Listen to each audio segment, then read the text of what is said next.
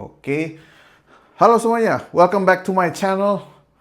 Kenapa sih YouTuber tuh banyak banget yang suka ngomong, welcome back to my channel. Kayak, lu berasumsi semua orang, semua subscribers lu, itu akan nonton ulang gitu. Nggak ada yang ke-skip.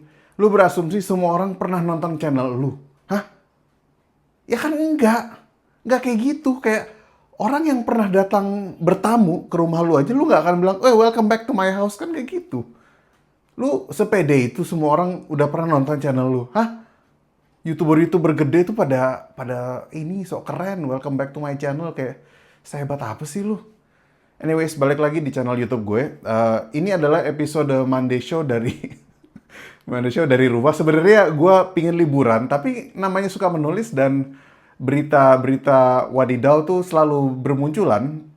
Jadi agak sayang gitu kalau jokesnya nggak ditulis karena minggu depan sudah expire jokes-jokes kayak gini.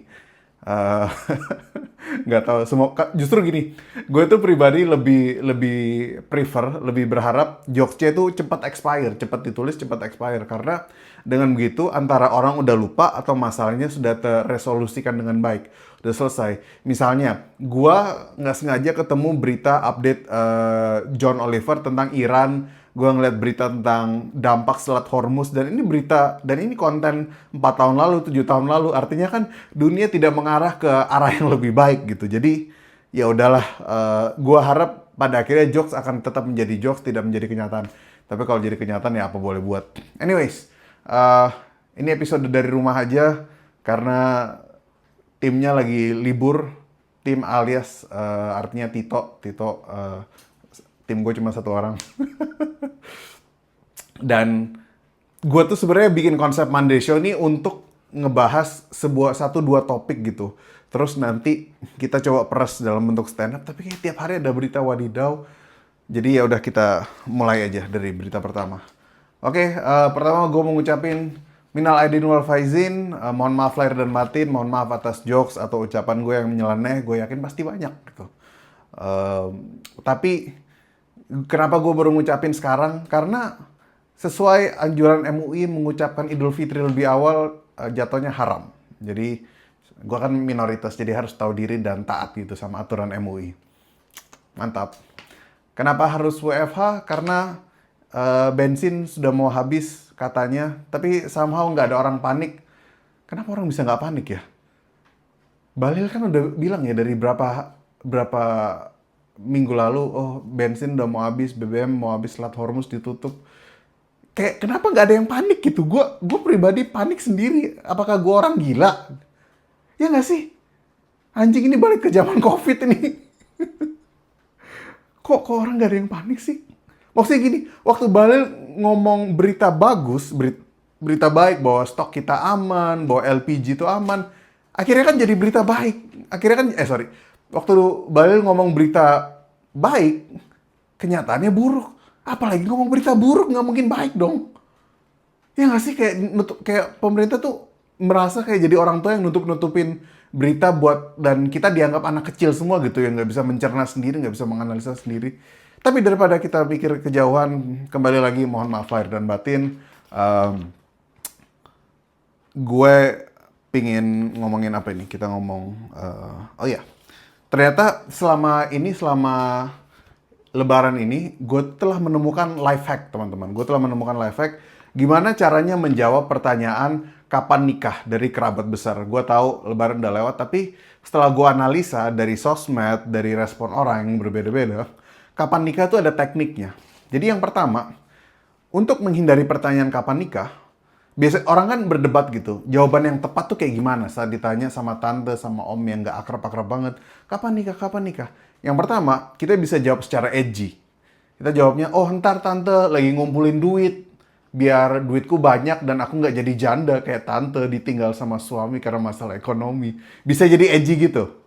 Atau bisa jawab sopan aja. Ada tim yang ngerasa, jawabannya sopan aja lah, santun aja. Mereka cuma ngerti topik itu, mereka pingin basa-basi sama elu gitu. Toh ketemunya cuma setahun sekali, kalian nggak WhatsAppan, nggak saling komunikasi. Jawab aja yang normal aja, belum tahu tante, ini masih mau mikirin karir dulu, masih mikir kerjaan dulu, mau sekolah dulu. Jadi jawabannya dua-duanya, menurut gua pribadi nggak salah. Tapi ada life hack yang menarik. Yang pertama, Untuk memastikan lu tidak ditanya kapan nikah, yang pertama, pastikan bahwa keluarga besar lu tahu bahwa lu adalah penyuka sesama jenis. Contohnya siapa? Contohnya seorang fashion designer terkenal yang karyanya sudah mendunia, putra kebanggaan. Sebaiknya tidak usah diteruskan jokes itu. Kayaknya kalian udah tahu ya ngarahnya kemana. Kalau lu nggak tahu jokesnya kemana, jokes ini kemana, ya udah ditelan aja. Ya, ntar tanya aja ke yang lain di kolom komentar. Tulis di kolom komentar di bawah ini. Jadi yang pertama, pastikan keluarga besar tahu bahwa lu ada penyuka sesama jenis. Yang kedua, gue tuh ngelihat orang yang beneran bahagia selama lebaran, itu orang-orang yang beli tiket. Mereka posting foto lebarannya bukan minal aidin wal faizin sama keluarga, tapi yang beli tiket liburan gitu. Naik pesawat, itu yang beneran happy kayaknya. Jadi nggak usah ketemu, nggak usah interaksi sama keluarga besar dari awal. Jadi lebih baik lebih baik mencegah daripada mengobati. Dan ini juga yang bikin gue udah hilang kepercayaan sama Ferry Irwandi. Ferry Irwandi itu selalu bilang, halo warga sipil, gue warga sipil. Mana ada warga sipil naik bisnis kelas Ferry Irwandi? Gak ada. Warga sipil tuh naik Lion Air, delay gitu. Ini naik bisnis kelas. Sekeluarga lagi berempat. Jangan percaya Ferry Irwandi. Tonton channel YouTube ini aja. Bercanda teman-teman. Beli bukunya karena gue senang Bang Ferry itu... dia mensponsori anak-anak kuliah gitu dari penjualan bukunya. Judulnya Prinsip Ekonomi. Gue udah baca, gue udah beli dari 2 minggu lalu. Gue udah nyampe halaman 4 kayaknya. Sisanya jadi mospet. Karena kan ingin mensupport anak-anak kuliah gitu. Anyways. Jadi solusinya itu teman-teman. Solusinya adalah kalau nggak, orang harus tahu bahwa lu penyuka sesama jenis. Yang kedua, ya udah berangkat aja ke luar negeri. Jadi solusinya ya intinya harus jadi kaya. Gue bersyukur juga di di tahun ini sudah berkurang jokes-jokes yang kayak 30 hari berpuasa tidak terasa ya, tahu-tahu udah lebaran. Terasa kalau Anda beneran puasa gitu. Gue tidak punya toleransi sama orang-orang yang tiduran seharian selama bulan puasa. Artinya Anda pengangguran dan tidak ada effort cari kerja. Karena dulu waktu gue ngantor, waktu gue ngajar, waktu gua kerja, teman-teman gua di kantor yang puasa, ya mereka menjalani hari-hari seperti biasa, ya mereka sahur, terus mereka kerja gitu, kerja ya biasa aja sampai sore buka, ya sesimpel gitu aja, nggak di gimana-gimanain. Karena ya jangan, masa itu jadi excuse buat males-malesan sih. Teman-teman gue bisa kok, bahkan gue punya teman cewek, pagi nge-gym, pagi nge-gym, terus dia buka puasa. Terus dia seharian puasa dan buka puasa ya udah baik-baik aja gitu. Jadi gue tidak toleransi buat orang yang bilang tidak terasa karena Anda tiduran, dasar pemalas. Lalu, tapi ada satu jokes yang kayaknya akan selalu abadi, selalu ada gitu di sepanjang masa, yaitu jokes login. Ayo, bisa yuk 2 kalimat syahadat, asyhadu, asyhadu.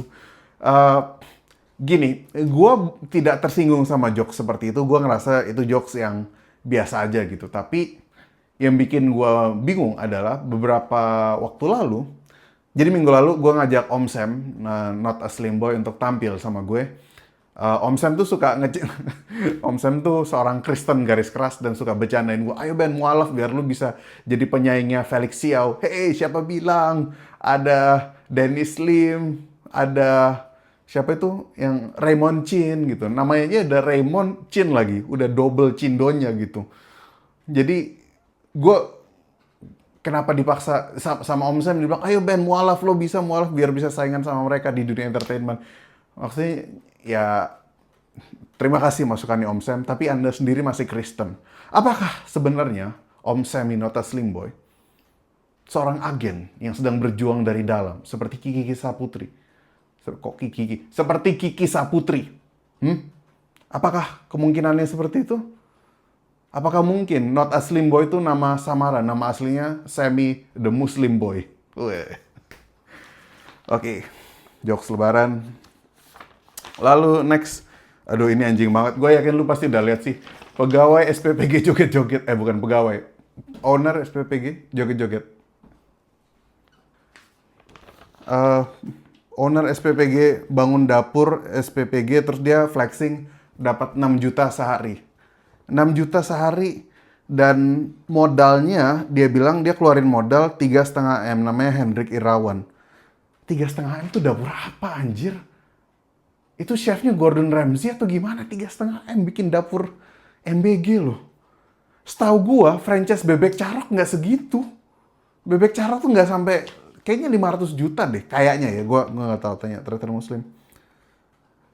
Dia ngelaporin orang yang nge-stitch komennya dia soal wah untung 6 juta sehari, terus dia joget-joget gitu. Oh, MBG 6 juta sehari, 6 juta sehari. Sebenarnya gini, yang tragis menurut gua adalah waktu gua ngeliat Instagram yang bersangkutan, dia bilang bahwa dia udah catering, dia udah bisnis catering dari 2009, 2010 gitu. Artinya ada kemungkinan menu MBG yang dia sajikan itu bisa aja bagus. Cuman dia rame gara-gara dia ngelaporin orang yang nge-stitch videonya dia yang bikin narasi bahwa wah dapat 6 juta sehari terus joget-joget gitu. Mungkin dia joget-joget karena dia suka joget-joget aja gitu. Gemulai sampai diserang sama diserang di Instagram sama grup anti-boti, anti-boti laknat. Aduh, gua nggak berasumsi ya, tapi kan grup lu bisa double cross check sendiri di grup-grup bukan di grup, di Instagram anti boti laknat atau di posting, ayo kita buru, ayo kita serang dia Hendrik Irawan. Gua nggak berasumsi ya, tapi bisa jadi. Dia re-upload video Apos gitu, joget-joget kayak ini Apos sepertinya memilih lawan yang salah. Apos tuh adalah konten kreator dan komedian sahabat gua yang terdepan gitu, menyuarakan keresahan sama pungli, sama parkir liar dan sebagainya, ormas gitu. Tapi kayaknya nih lawannya udah beda, Pos. Lu udah ngelawan institusi, instansi. Di re-upload lagi videonya, Pos. Katanya, oh lucu aku jadi kurusan gitu. Awas, Pos. Awas. Aduh, gue mau ngejokes tapi mesti ditahan nih. Mesti live nih kalau jokes-jokesnya. Yang bisa gue sarankan ke Bang Hendrik Irawan, kalau Anda mau bikin konten seperti itu dan mau dijamin aman, nggak gimana-gimana, ya masuk aja circle presiden gitu. Sepertinya profil Anda cocok. Profil Anda cocok masuk di kepresidenan. Menurut gue sangat cocok. Sambil bikin joget-joget, masak menu MBG, bikin konten. A day in my life. Oke, jokes. Itu lalu berikutnya. Ini. Ah, ini menarik nih. Di sini ada yang udah lihat ini. Lo udah lihat belum sih interviewnya? Udah lihat interviewnya presiden di meja bundar gitu. Itu menurut gua lebih bagus dari interview sebelumnya gitu. Kayaknya sekarang lebih berapi-api, datanya lebih tegas gitu. Meskipun katanya ada beberapa yang miss. Ya, mau diapain lagi? Gue sih ngeliatnya lucu ya, kayak ada satu statement Pak Presiden bilang, saya ini background tentara. Tentara tuh bisa tidur di mana aja gitu. Tentara itu punya tekniknya. Jadi misalnya meeting jam 1, selesai meeting jam 1, ada meeting jam 2, saya ada meeting lagi, saya minta break setengah jam. Setengah jam tuh saya tidur. Tentara itu punya teknik. Dan itu benar. Itu valid. Lu bisa cek di YouTube. Tentara itu punya teknik untuk tidur di mana aja. Mereka bisa punya teknik untuk ngatur pernapasan, bisa tidur dalam kurang dari 3 menit gitu. Jadi kayak tubuhnya dipaksa shutdown gitu. Kayak shutdown paksa, kayak lu laptop dipencet, powernya dipencet paksa gitu. Jadi untuk ngehack tubuh supaya bisa. Karena tentara kan situasinya selalu tegang gitu. Di medan perang dan tidur sebagainya. Tapi kalau dipikir-pikir, namanya orang tua, ya bisa tidur di mana aja. Nggak harus tentara. Kalau masa mudanya dia streamer, VTuber, ya tuanya dia juga bisa tidur di mana aja, ya nggak sih? Tapi gue yakin kalau tentara valid lah, bisa tidur di mana aja. Tapi oma gue juga gitu. Oke. Gue lucu ngeliat ada video-video jembatan gitu, video Pak Presiden nunjukin, oh ini kita udah bangun jembatan sini, kita udah bikin ini perbaikan di sekolah di sini. Tunjuk-tunjuk videonya, tapi gue terganggu ada back sound-nya gitu. Kayak, ngapain ngasih back sound sih? Apa adanya aja lebih bagus kok. Jadi lebih detail gitu loh. Bukan kayak presentasi anak SMA. Gue lebih kasihan ke ini, gue lebih kasihan ke Mbak Nana. Mbak Nana tuh PTSD nggak ya? Dengar kata come on gitu. Misalnya anak-anaknya bilang gitu, Mami, kita main ke time zone yuk. Ah, kamu belum ngerjain PR. Come on, Mami, come on. Gitu. Ah, hentikan, hentikan.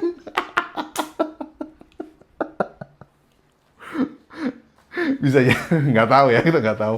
Yang all the best for Mbak Nana. Terima kasih menjadi jurnalis yang selalu kritis, selalu memberi pertanyaan paling hardball, paling keras ke siapapun lawan bicaranya. Keren, Mbak Nana.